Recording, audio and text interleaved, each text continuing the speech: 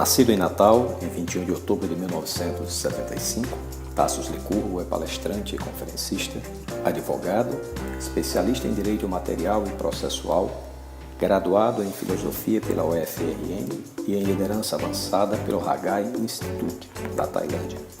Tem graduação em Ministério Pastoral e Estudos Bíblicos pela RTB College, dos Estados Unidos. É professor efetivo da UFRN e professor visitante da Oral Roberts University, dos Estados Unidos. É pós-doutor em Sociologia Jurídica pela UFPB e em Apologética Cristã pela Oral Roberts University. É doutor em Educação, Lógica e Matemática pela UFRN e mestre em Filosofia Analítica pela Sussex University, na Inglaterra. É pastor evangélico e fundador do Ministério Defesa da Fé, a quem recebemos para mais uma conversa e controvérsia nesta manhã. Muito bom dia, estamos mais uma vez com o nosso bloco de entrevistas do programa Sua Vida, Nossa Missão.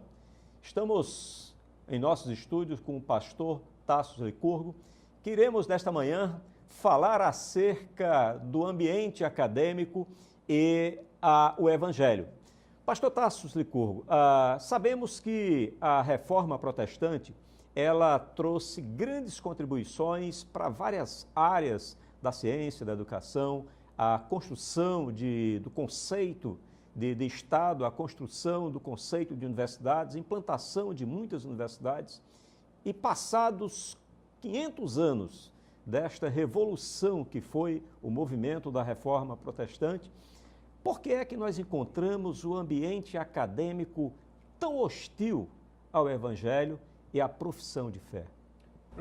Primeiramente, gostaria de agradecer o convite de estar aqui mais uma vez, sempre uma satisfação, uma honra muito grande. No que diz respeito à hostilidade que a defesa do cristianismo encontra nas universidades, isso não ocorre em todos os lugares do mundo. Isso é muito mais específico em lugares em que nós temos uma ideia errada do que é o cristianismo. É interessante que quando eu vou para as universidades para falar do cristianismo, algumas críticas que recebo é que a universidade é um espaço laico. Essa crítica demonstra uma falta de entendimento do que é Estado laico. Curiosamente, a reforma teve como uma das suas principais bandeiras o Estado laico. O Estado laico é uma conquista do protestantismo. O próprio Lutero defendia o Estado laico. Jesus Cristo, quando confrontado e perguntaram para ele, devo pagar impostos? O que foi que ele falou? Mostre-me qual é a esfinge, a imagem que tem nessa moeda. Ele diz, é de César? Dá a César o que é de César. Jesus estava mais interessado na imagem que está no nosso coração. Portanto, a esfera de atuação religiosa e a esfera de atuação política são, da perspectiva do próprio Cristo, esferas distintas. Toda vida que Cristo foi colocado numa situação de exercer função política, ele fugiu de cena, ele saiu de cena.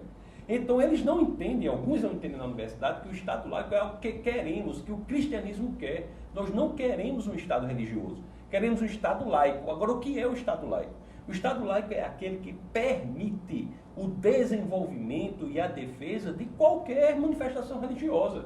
Então, o interessante na universidade é que as pessoas entendam que nós não estamos interessados em forçar uma visão de mundo, até porque forçar alguém a ser cristão é contrário aos pilares do cristianismo. Você não pode forçar uma pessoa a ser cristão. O cristianismo só se dá pelo convencimento. Em outras visões de mundo se deram pela força, por expansão militar. No cristianismo genuíno, ele se deu contra as armas, pelo convencimento. Então existe esse aspecto de ostensividade, de hostilidade na universidade quando tentamos defender o cristianismo, mas isso pode ser superado quando nós dizemos e explicamos que o que queremos ali é apenas mostrar uma visão de mundo e falar sobre as evidências que temos para essa visão de mundo. Porque o cristianismo ele se dá com evidências. A primeira carta de Pedro, capítulo 3, verso 15, diz que devemos estar preparados para apresentar as razões da nossa fé. A fé cega, a fé burra, a fé irracional não é uma fé do tipo cristã.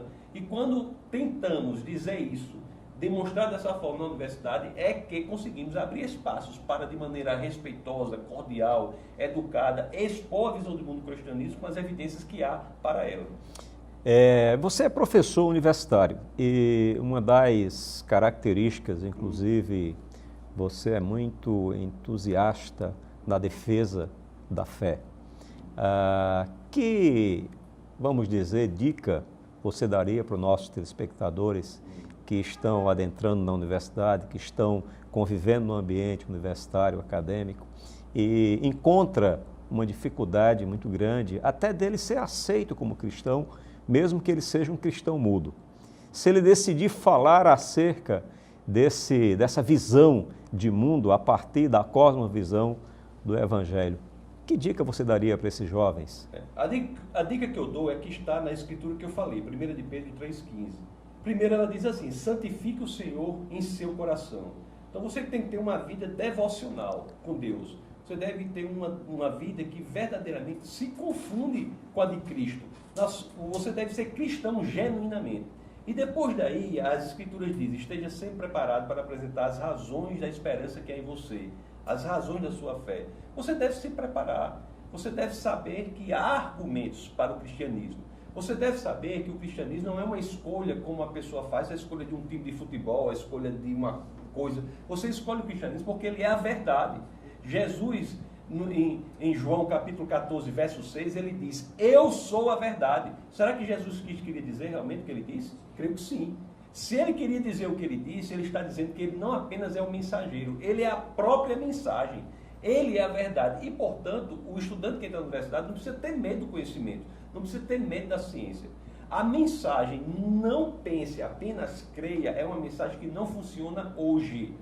A mensagem hoje que funciona para o estudante é pense, investigue, vá a fundo, porque você chegará à conclusão a que a sua crença já chegou. Então, o que ele deve fazer na universidade é estar convicto do cristianismo, não porque ele nasceu na igreja, não porque ele se converteu, não por isso, por aquilo, por outro, porque ele deve saber que o cristianismo ao qual ele segue é a manifestação primeira da verdade, conforme diz o próprio Jesus em João 14,6, e investigar. Por fim, esse verso termina dizendo assim, né? Mas, dizendo que você deve expressar essa defesa da fé, não para ganhar o argumento necessariamente. A sua visão deve ser de ganhar outra vida na universidade, não de ganhar o argumento. Então ela deve ser expressada de como? De que forma? Com moderação, com respeito, com equilíbrio, em amor. Todas as situações do Evangelho em que o Evangelho fala de verdade, ele fala de verdade num contexto de amor. A expressão da verdade em amor, sabendo que a verdade é inegociável, mas você deve ter, por fim, a utilização dos argumentos verdadeiros, não para ganhar um argumento e afastar a pessoa de você, mas sim para ganhar a pessoa para o Evangelho, porque é somente assim que a pessoa encontrará a alegria e os regozijos eternos que só estão na eternidade com o Pai.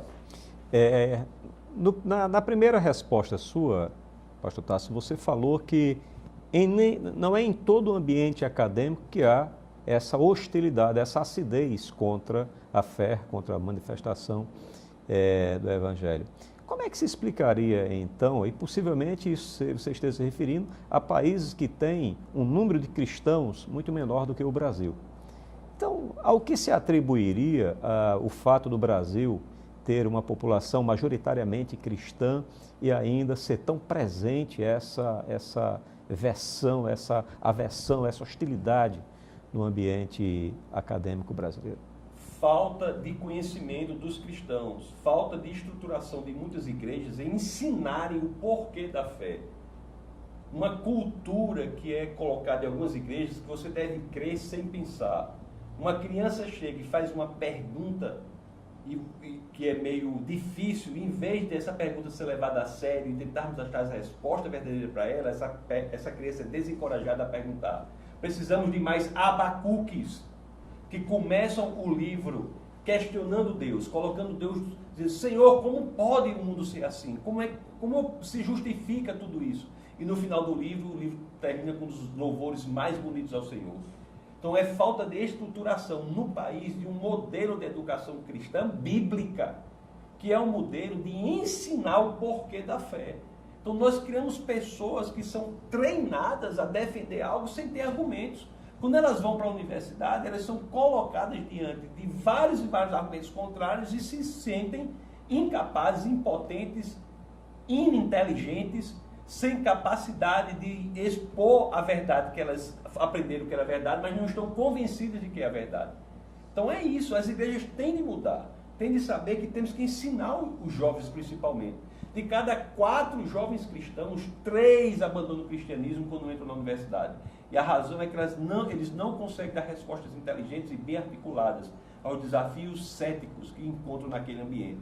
E pior do que isso já está afetando hoje os jovens no ensino médio. Falta estruturação das igrejas genuinamente cristãs para que ensinemos os nossos jovens. Programas como esse, por exemplo, que dão a oportunidade de falar sobre esses assuntos, é um incentivo, é um esforço no sentido de melhorar essa estatística. Precisamos de mais igrejas fazendo isso, mais pessoas fazendo isso. Bom, como você viu, é sempre empolgante, é sempre entusiasmado, pastor Tasso Licurgo, mas infelizmente estamos chegando ao final do nosso programa, querendo agradecer pela sua audiência e convidá-lo a estar conosco no próximo sábado, às 7h30 da manhã. Que Deus abençoe a sua vida, em nome de Jesus.